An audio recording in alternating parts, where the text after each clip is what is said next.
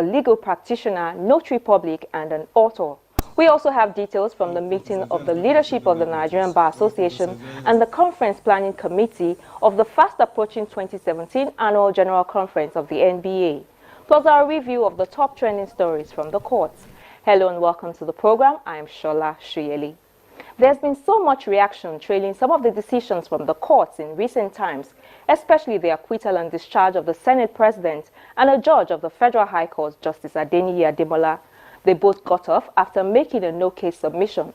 But some people wonder, how is it possible for them to claim that no case has been made against them? So I began by asking my guest what elements constitute a no-case submission. Well, the issue of a no-case submission is a constitutional right of an accused person who is standing trial. You know that the Constitution, by virtue of Section 36 of 5, 1999 Constitution, has amended. Presume an accused person innocent until the contrary is proved. So, what the position, the most accused person opted for a no-case submission. That is, what it means is that I don't have any answer to give to what you're saying. What it means, if you want to be a little bit harsh, that's what you have said, it doesn't concern me, I don't have any business answering you.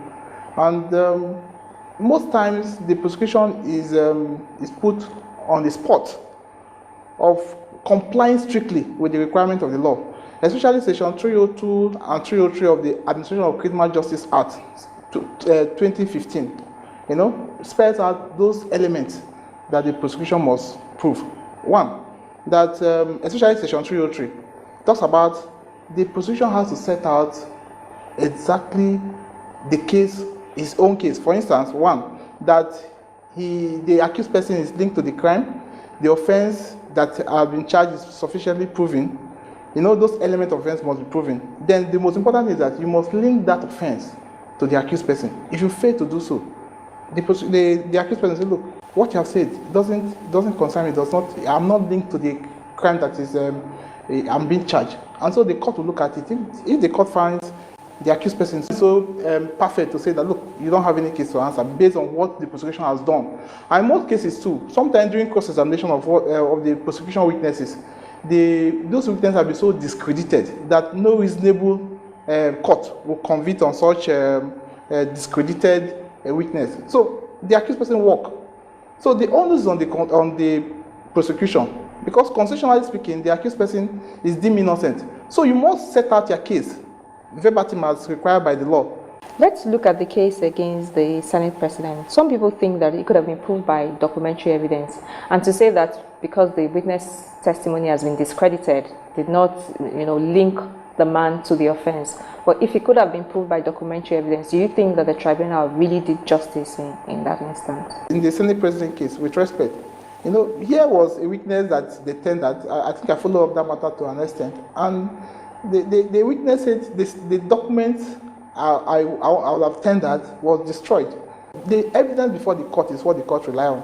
If you say the document linking the Senate President to the offense charge is destroyed, the court can't manufacture it. It's based on what is before the court. So in this case, it was very fatal to the prosecution that the document you want that links the accused person is not available. The prosecution has indicated its readiness to go on appeal, and they've actually filed an appeal against the Senate President. But do you think that they're wasting their time? As a practitioner, I wouldn't want to prejudge the outcome of the appeal. But from the hindsight of the law, I think they will still have to feel, because on appeal, the appeal court will look at the processes, the documents. It's reviewing the judgment. You're not bringing in additional document. So what is on the table is what the accused person in the appeal court will look at. And if you ask me, it's most likely they will fail, because it's at the trial court that the accused person, the prosecution, really has a chance to prove his case. And you say it's the same with the case against Justice Ademola? Well, in the case of Justice Ademola, it's quite an unfortunate one. Right from the processes leading to the trial, there were some persons that were against, some were for. His house was raided. And then with respect, the term media trial, in terms of fighting this corruption, has been blown to an extent that, look, there was a predetermined outcome already that this judge must be guilty. so much money was seen. I know. Let me quickly say something. When prosecution present this case, the aim is not to convict. I want to be on record. The aim is not to convict, but to seek justice. But with respect, there seems to be that, look, their aim is to always convict. Because justice is a tripartite way. It's for the accused person, it's for the victim, and for the society.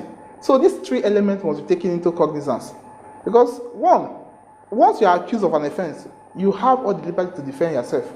So the public should not be in a haste to like condemn an individual who has been accused of an offense. So if we do so, and we expect the court to follow suit without looking at the evidence presented, the society will be an anarchy, because we're a constitutional democracy. We're a country of laws. So these laws have made provision to safeguard. In fact, that is why we have this adage that normally it's better for 99 thieves, in quote, to let go than an innocent man to be sentenced, to prison or to death, as the case may be. So the law as it is actually favors an accused person. So that's what the Constitution says, that he's deemed innocent. So you are proving otherwise. So the prosecution must work hard, must follow the tenets of the law. The fastest way to increase the length of your manhood, if you